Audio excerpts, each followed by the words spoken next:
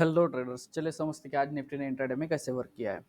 ठीक है, तो पहली बात तो ये कि मार्केट आज गैप अप ओपन हुआ। ठीक है, हमने परसों के दिन ये बोला था कि मार्केट अगर ये लो खाता है तो मे बी एक चांस है कि मार्केट ऊपर की तरफ जा सकता है। ठीक है, अगर कल की बात करते तो कल पूरा का पूरा मार्केट साइड में किया। ठीक है, इसके ये अगर साइड में किया मतलब क्या किया, यहाँ पे बहुत से लोगों के यहाँ पे इसने ट्रैप किया, कंटिन्यूसली ऊपर जाने की कोशिश की, फिर से मार्केट नीचे आ गया, फिर से ऊपर जाने की, फिर से ऊपर यहाँ पे ऊपर जाने की कोशिश की, यहाँ से सीधा फॉल कर दिया, यहाँ से ऊपर जाने की कोशिश की, यहाँ से सीधा फॉल कर दिया, फिर से यहाँ पे ऊपर जाने की कोशिश की। ठीक है, अगर यहाँ पे देखेंगे तो इसने अगर इस हिसाब से अगर देखेंगे तो यहाँ पे इसने इस जोन के आसपास अपनी प्राइस एक्शन यहाँ पे तोड़ दी थी। ठीक है, और यहाँ पे इसने बॉटम भी बनाया था।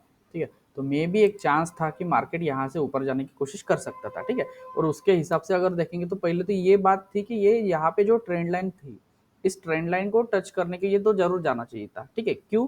क्योंकि इसने जो यहाँ से रैली दी थी, इस रैली का तो जो भी कोई करेक्शन रहेगा उस करेक्शन के लेवल के आसपास जरूर जाना चाहिए। मेरा अल्टीमेट टारगेट था आज का कि ये रेड लाइन थी। ठीक है, बराबर मार्केट इसी रेड लाइन के आसपास आ गया, यहाँ पे एक रिजेक्शन दिया, इसने यहाँ पे एक निगेटिव कैंडल भी बनाई। शायद मुझे लगा यहाँ से मार्केट नीचे जा सकता है। ठीक है, मैंने यहाँ पे देखेंगे तो यहाँ पे एंट्री बनाई थी। ठीक है, अभी ये क्यों, अगर यहाँ से ये अगर देखेंगे हम, ये अगर करेक्शन जोन देखेंगे तो बराबर 0.5 के लेवल आसपास मार्केट आया है। सॉरी, अगर हम 5 मिनट के टाइम फ्रेम में जाते हैं तो यहाँ से जो करेक्शन हुआ है ये बराबर 0.5 के आसपास का करेक्शन है। ठीक है, इसलिए मार्केट ने यहाँ पे और यहाँ पे ये दोनों जोन, अगर 0.5 और 618 दोनों भी जोन के आसपास ये गोल्डन जोन रहता है। ठीक है, इसी के आसपास से मार्केट बाउंस हो सकता है। तो इस रैली का इसने करेक्शन दे दिया। जैसे ही मार्केट गैप अप ओपन हुआ, इसने क्या किया, इसके दो पॉइंट थे। ठीक है, इसने क्या क्लियर किया, एक तो इन सभी के एसएल खा लिए।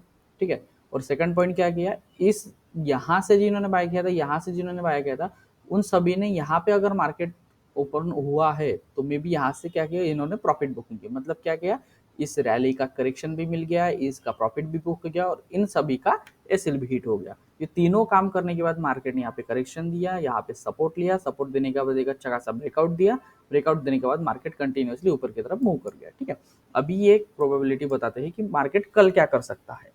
ठीक है, अभी कल इसको कौन सी पॉसिबिलिटीज है, हमारा ये कहना था कि जब तक ये स्विंग क्रॉस नहीं करता तब तक हम नहीं बोल सकते थे कि मार्केट डाउन ट्रेंड कन्वर्ट कर चुका है। ठीक है, यहाँ पे भी इसने डाउन ट्रेंड कन्वर्ट नहीं किया था। क्यों?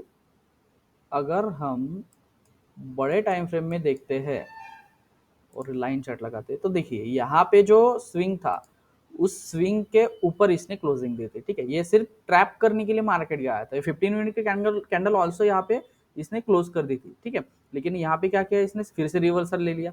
मतलब इस स्विंग के आसपास इसने फिर से रिवर्सल ले लिया और मार्केट ऊपर की तरफ निकल गया। ठीक है, तो हमने क्या बोला था, जब तक ये स्विंग क्रॉस नहीं करता तब तक हम डाउन ट्रेंड में कन्वर्ट नहीं हो सकते। ठीक है, इसके होने के बाद मार्केट फिर से ऊपर गया, यहाँ का जिन्होंने यहाँ पे एसएल लगाया, यहाँ पे जो जिन्होंने भी शॉर्ट किया होंगे सबके एसएल खाने के बाद मार्केट ने क्या किया, फिर से एक डाउन ट्रेंड लगाया, मतलब फिर से एक रैली दी डाउन साइड के लिए। ठीक है, फिर से इसने क्या किया, इन सभी के एसएल खाए इसी कैंडल में, फर्स्ट कैंडल में ही इसने, फर्स्ट आवर में ही इसने पूरे के पूरे एसएल खाया।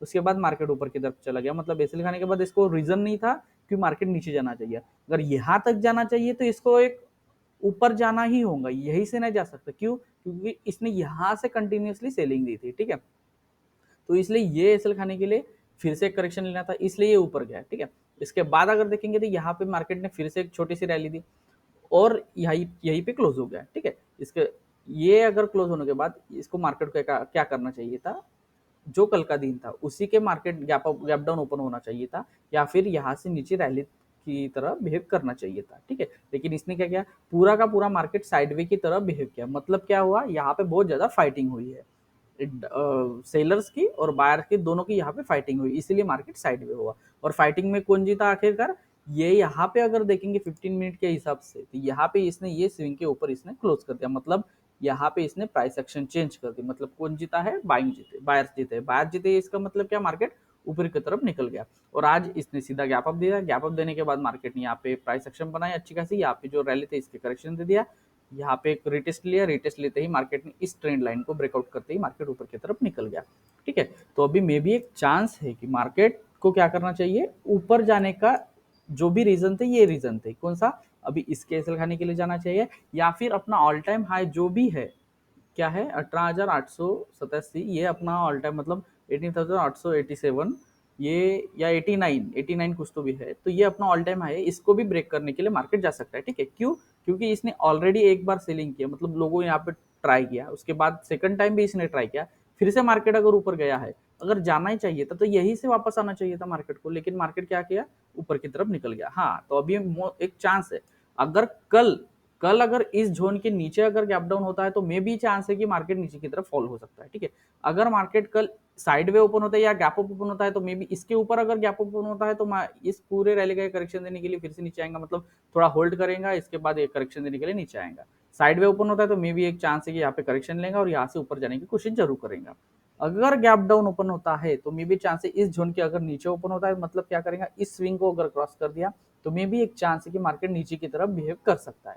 क्यों, क्योंकि इस रैली का एक करेक्शन हो गया और यहाँ से मार्केट नीचे की तरफ निकल सकता है। ठीक है, लेकिन करेक्शन का जोन तो यही था, मार्केट ऊपर की तरफ निकल गया है, मतलब मोस्ट ऑफ प्रोबेबिलिटी अगर देखते हैं कि मार्केट में भी एक चांस है, अगर 100% देखेंगे तो 70% मुझे चांस लगता है कि मार्केट ऊपर की तरफ निकलना चाहिए।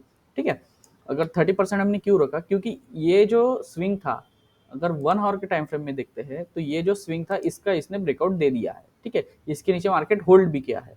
अभी ये एक शायद हो सकता है कि मे बी ट्रैप करने के लिए मार्केट ऊपर की तरफ लेके गया होगा। ठीक है, ये एक पॉसिबिलिटीज है। ठीक है, अगर यहाँ पे देखेंगे तो बड़े टाइम फ्रेम में मे बी एक डबल टॉप बना सकता है और यहाँ से मार्केट नीचे की तरफ जा सकता है, ये एक पॉसिबिलिटीज है। ठीक है, इसलिए हमने 30% अभी भी नीचे की तरफ दिया है।